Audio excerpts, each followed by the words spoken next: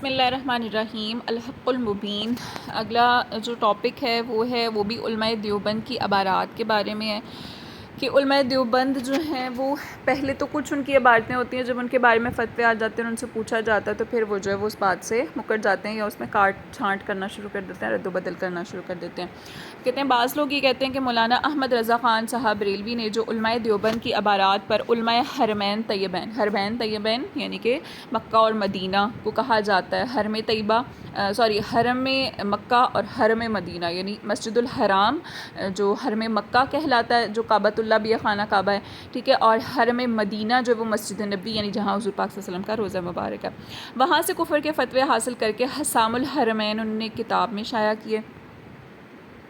اس کے جواب میں علماء دیوبند نے حسام الحرمین کے خلاف تائید میں علماء حرمین طیبین کے فتوے المہند میں چھاپے اور تمام ملک میں اس کی اشاعت کی، یعنی اس کے رد میں، یعنی جب حسام الحرمین لکھی گئی نا تو اس کے رد میں انہوں نے ایک المہند لکھی تھی اور تمام ملک میں انہوں نے اس کی اشاعت کی تھی۔ اس سے یہ ثابت ہوتا ہے کہ مولانا احمد رضا خان صاحب نے علماء دیوبند کی عبارات کو توڑ مروڑ کر غلط عقائد ان کی طرف منسوب کیے تھے، یعنی انہوں نے اپنی المہند کتاب میں یہ بات بیان کی۔ جب علماء دیوبند کی اصل عبارات اور ان کے اصلی عقائد سامنے آئے تو علماء حرمین طیبین نے ان کی تصدیق و تائید فرما دی، یعنی انہوں نے کیا کیا کہ حسام الحرمین میں جو ان کے فتوے شائع ہوئے تھے نا، انہوں نے کیا کیا، اپنی ان عبارتوں میں سے جو چیزیں توہین کا پہلو نکالتی تھیں انہوں نے ان پوائنٹس کو وہاں سے نکال دیا، یعنی اپنی عبارتوں کو تھوڑا سا تبدیل کر لیا اور پھر جو ہے فتوے منگوائے اور پھر المہند میں چھاپ کر تمام لوگوں میں شائع کر دیے تاکہ لوگوں کو جو ہے وہ اس چیز کا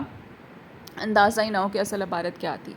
تو اب مصنف اس کا جواب کیا دے رہے ہیں؟ کہتے ہیں اس کا جواب یہ کہ اعلیٰ حضرت فاضل بریلوی رحمۃ اللہ علیہ پر یہ الزام قطعاً بے بنیاد ہے کہ انہوں نے دیوبندیوں کی عبارتوں میں رد و بدل کیا ہے یا غلط عقائد ان کی طرف منسوب کیے ہیں، بلکہ واقعہ یہ ہے، یعنی اصل بات کیا ہے کہ حسام الحرمین شائع ہونے کے بعد دیوبندی حضرات نے اپنی جان بچانے کے لیے اپنی عبارتوں میں خود قطع و برید کی۔ قطع کہتے ہیں کاٹنے کو، برید کہتے ہیں چیرنے کو، ٹھیک ہے، تو یہ کاٹ چھانٹ سے مراد ہوگا، یعنی تبدیلیاں کی، اپنے اصل عقائد چھپا کر علماء عرب و عجم کے سامنے اہل سنت کے عقیدے ظاہر کیے ہیں جس پر علماء دین نے تصدیق فرمائی۔ چونکہ اس مختصر رسالہ میں تفسیر کی گنجائش نہیں ہے، اس لیے صرف ایک دلیل اپنے دعویٰ کے ثبوت میں پیش کرتا ہوں۔ یعنی انہوں نے کیا کہ بہت سارے جو عقیدے ایسے تھے نا، اس کے بیچ میں جو توہین والی باتیں تھیں، عبارتیں تھیں، ان کو کٹ کر دیا اور اصل عقیدہ وہی وہاں پر بیان کر دیا جو اہل سنت کا عقیدہ ہے۔ پھر ان پر جب فتوے منگوائے تو ظاہر سی بات ہے وہ فتوے درست تھے، تصدیق ہوئی ان کی، تو وہ پھر انہوں نے اپنی کتاب المہند میں شائع کر دیے۔ اب یہاں پر صرف ایک مثال جو ہے وہ مصنف پیش کر رہے ہیں، وہ کہتے ہیں محمد بن عبد الوہاب نجدی کے بارے میں دیوبندیوں کا اعتقاد یہ ہے کہ وہ بہت اچھے آدمی تھے، اس کے عقائد بھی عمدہ تھے۔ اب فتاویٰ رشیدیہ میں جلد 1 میں صفحہ 111 پر مولوی رشید احمد صاحب گنگوہی نے لکھا ہے، یہ انہی کے جو دیوبندیوں حضرات کی ہے نا یہ فتاویٰ رشیدیہ، یہ ان کی ہے۔ اب اس کے بیچ میں کیا لکھا ہوا ہے؟ کہتے ہیں محمد بن عبد الوہاب کے مقتدیوں کو نجدی کہتے ہیں، نجد سے تعلق رکھنے والے تھے نا، سعودی عرب میں نجد ایک علاقہ ہے، تو وہاں سے چونکہ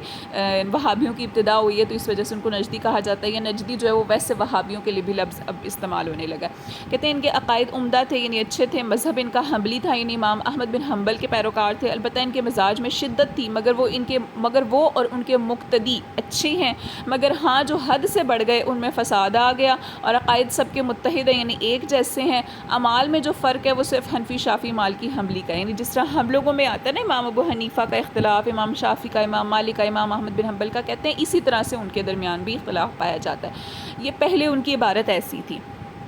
اب ناظرین کرام نے فتاویٰ رشیدیہ کی اس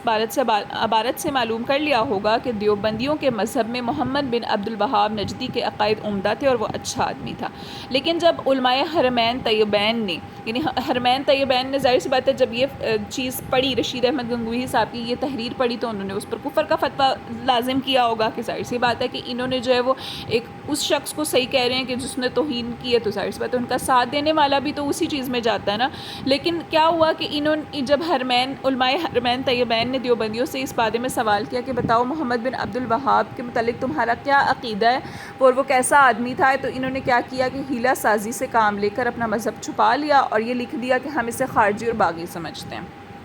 یعنی المہند میں انہوں نے یہ بات بیان کی ہے کہ ہم اسے خارجی اور باغی سمجھتے ہیں، اور ساتھ انہوں نے اور کیا بات بیان کی ہے،